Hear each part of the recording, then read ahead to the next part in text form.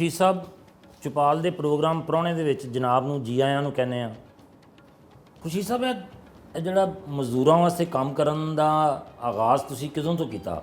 ਜਿਸਲੇ ਪੜ੍ਹਦਾ ਸਾਂ ਤੇ ਸੁਬਾਹ ਨੌਕਰੀ ਕਰਨਾ, ਸ਼ਾਮ ਨੂੰ ਪੜ੍ਹਦਾ ਸਾਂ ਤੇ ਮੈਨੂੰ ਅਹਿਸਾਸ ਹੋਇਆ ਕਿ ਆਮ ਆਦਮੀ ਦੀ ਕਿੰਨੀ ਕੀ ਜ਼ਿੰਦਗੀ, ਤੇ ਮੈਂ ਯੂਨ ਦਾ ਅਹੁਦੇਦਾਰ ਬਣਿਆ ਔਰ ਫਿਰ ਸਾਰੀ ਉਮਰ ਉਹਦੇ ਪਿੱਛੇ ਕੰਮ ਕਰਦਾ ਰਿਹਾ। ਮੈਨੂੰ ਅੱਲਾ ਦੀ ਰਹਿਮਤ ਦੇ ਨਾਲ ਤੁਹਾਡੇ ਨੇਕ ਬਣੇ ਦੁਆ ਨਾਲ ਮੈਂ ਨਾ ਸਿਰਫ ਪਾਕਿਸਤਾਨ 'ਚ ਬਲਕਿ ਸਾਰੀ ਦੁਨੀਆ 'ਚ ਪਾਕਿਸਤਾਨ ਦਾ ਨੁਮਾਇੰਦਾ ਬਣਿਆ। ਇਹ ਪਾਕਿਸਤਾਨ ਜਿਹੜਾ ਹੈ ਉਹ ਟ੍ਰਾਈਪਾਰਟਾਈਟ ਹੈ, ਮੁਸਲਿਮ ਗੌਰਮੈਂਟ ਵੀ, ਇੰਪਲਾਇਰ ਵੀ, ਵਰਕਰ ਵੀ। तो मैं 30 साल तो ज़्यादा अरसा का नुमाइंदा रहा। हर 3 माह के बाद इलेक्शन होते सन, तो अच्छा वक्त गुजरा। तो बाकी है कि बचपन किस तरह ना गुजरा जनाब का? मैं मेरे वालिद साहब अल्लाह महफूज बनाए, वो मेरी वालदा फौत हो गए थे, तो मेरी भाई एक छोटा सी वो भी अल्लाह ने प्यारा हो गया।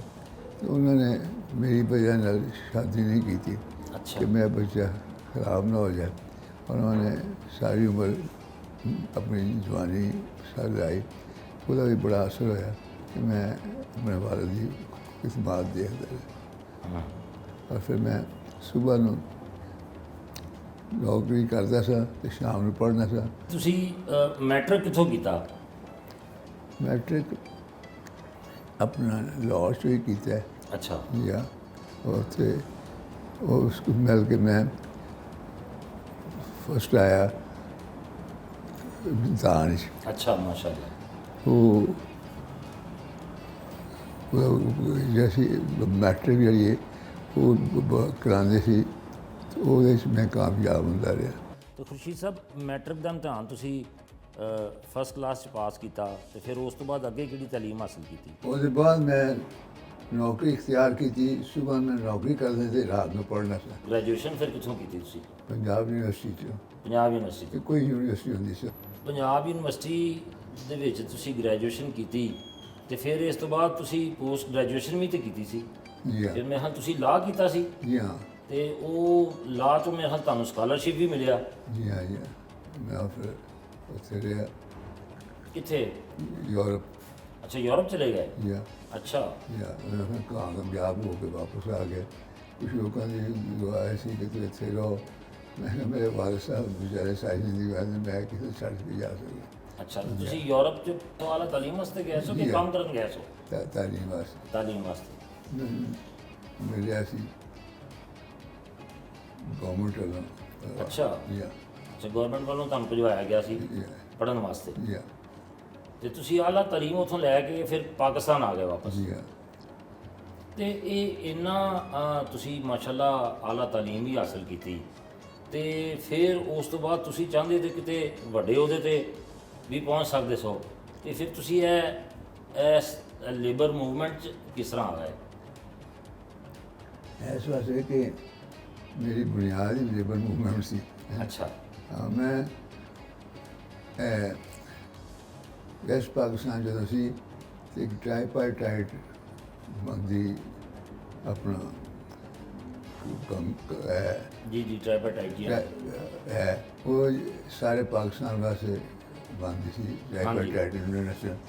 ਤੇ ਉਹ ਲਈ ਹੁੰਦਾ ਸੀ ਇੱਕ ਗੌਰਮੈਂਟ ਦਾ ਨੁਮਾਇੰਦਾ, ਇੱਕ ਇੰਪਲਾਇਰ ਦਾ, ਇੱਕ ਵਰਕਰ ਦਾ। ਅੱਛਾ ਅੱਛਾ।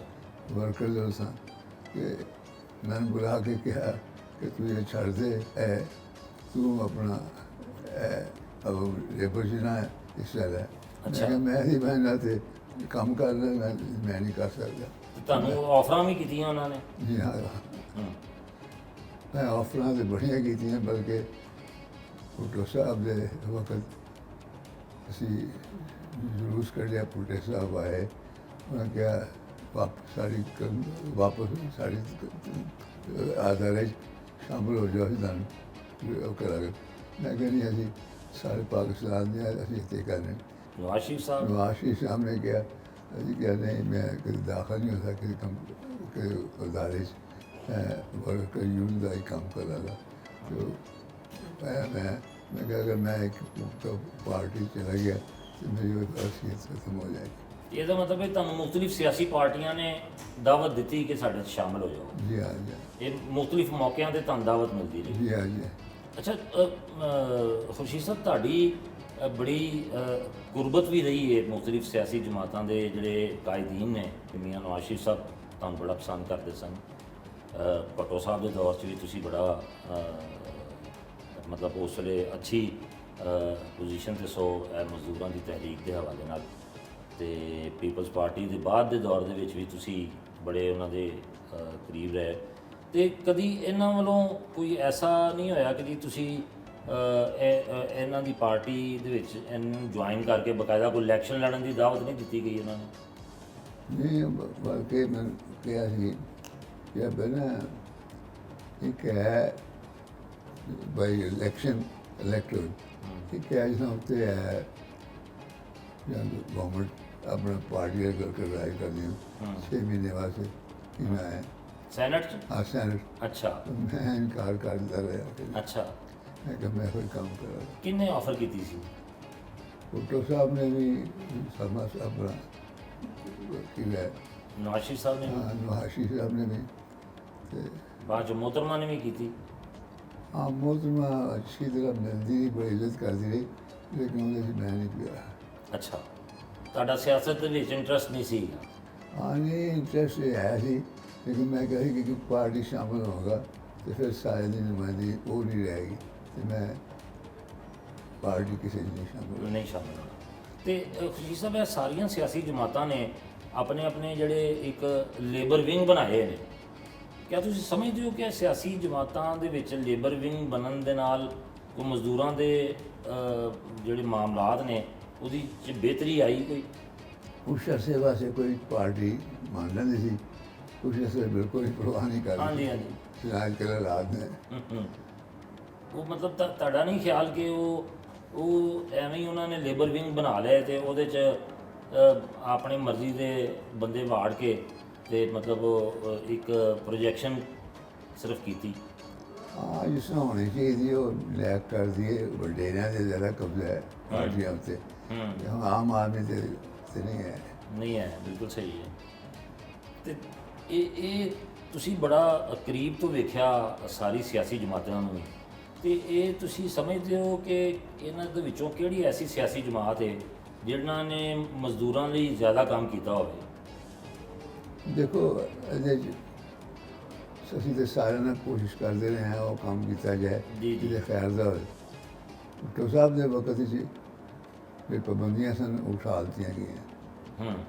ਉਮੀਦ ਹੈ ਗੌਰਮੈਂਟ ਨੇ ਲਾਈ ਇੱਕ ਪਾਬੰਦੀ, ਅਸੀਂ ਇਹ ਸਾਡੀ ਤਨਜ਼ੀਮ ਜਿਹੜੀ ਹੈ ਇਹ 3 ਸਾਲ ਦੇ ਬਾਅਦ ਇਲੈਕਸ਼ਨ ਹੁੰਦੇ ਨੇ ਜੀ। ਇਹਦੇ 'ਚ ਇੱਕ ਲੱਖ ਤੇ ਜ਼ਿਆਦਾ ਮੈਂਬਰਸ਼ਿਪ ਹੈ ਸਾਡੀ, ਤੇ 6ਵੀਂ ਦਫਾ ਹੋਏ ਨੇ ਰੈਫਰੈਂਡਮ, ਤੇ ਸਾਡੀ ਤਨਜ਼ੀਮ ਨੇ ਜਦੋਂ ਦੇਖੋ ਇਹ ਲਾਸਟ ਰੈਫਰੈਂਡਮ ਜਿਹੜਾ ਹੋਇਆ ਜੀ,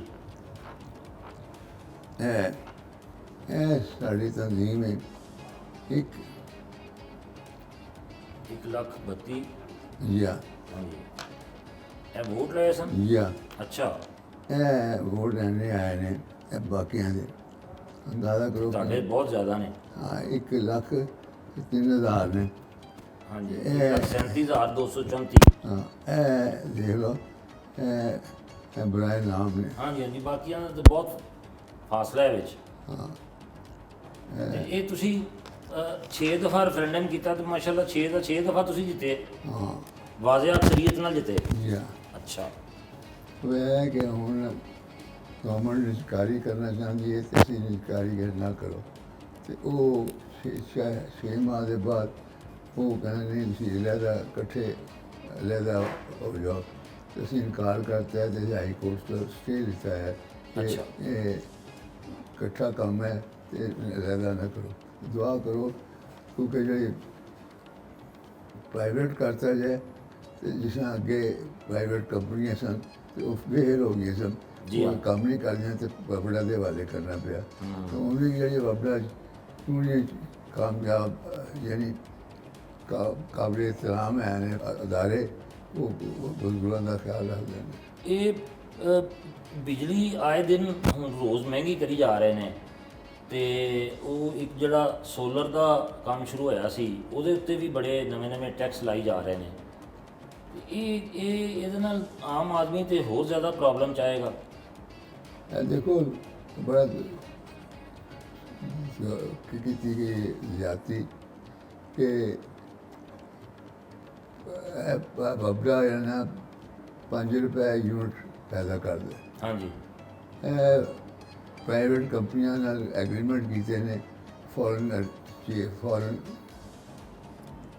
ਐਕਸਚੇਂਜ ਦੇ ਵਿੱਚ। ਚੇਂਜ ਦੇ ਵਿੱਚ। ਜੀ ਜੀ। ਉਹ ਅੱਜ ਕੱਲ੍ਹ ਉਹ ਇੰਨੀ ਮਹਿੰਗੀ ਬਿਜਲੀ ਜਿਹੜੀ ਹੈ ਉਹ ਸਾਰੀ ਕਾਮ ਆਦਮੀ ਦਾ ਇਸਤੇਮਾਲ ਕਰਨਾ ਮੁਸ਼ਕਿਲ ਹੋ ਜੀ ਗਿਆ। ਜੀ ਜੀ। ਔਰ ਪੇਮੈਂਟ ਜਿਹੜੀ ਹੈ ਉਹ ਦੀ ਪੇਮੈਂਟ ਉਹ ਜਿਹੜੀ ਕੈਪੈਸਿਟੀ ਪੇਮੈਂਟ ਹੈ ਉਹ ਤਾਂ ਦੇ ਜਾ ਰਹੇ ਨੇ ਨਾ ਉਹਨਾਂ ਨੂੰ। ਜੀ ਹਾਂ। ਦੇ ਜਾ ਰਹੇ। ਇਹ ਅਗਰ ਆਪਣੇ ਮੁਲਕ 'ਚ ਤਰੱਕੀ ਕੀਤੀ ਜਾਂਦੀ ਇਹ ਨਾ ਹੁੰਦਾ ਜੋ ਹੋ ਰਿਹਾ ਇਸ ਵੇਲੇ। ਬਿਲਕੁਲ ਠੀਕ ਹੈ।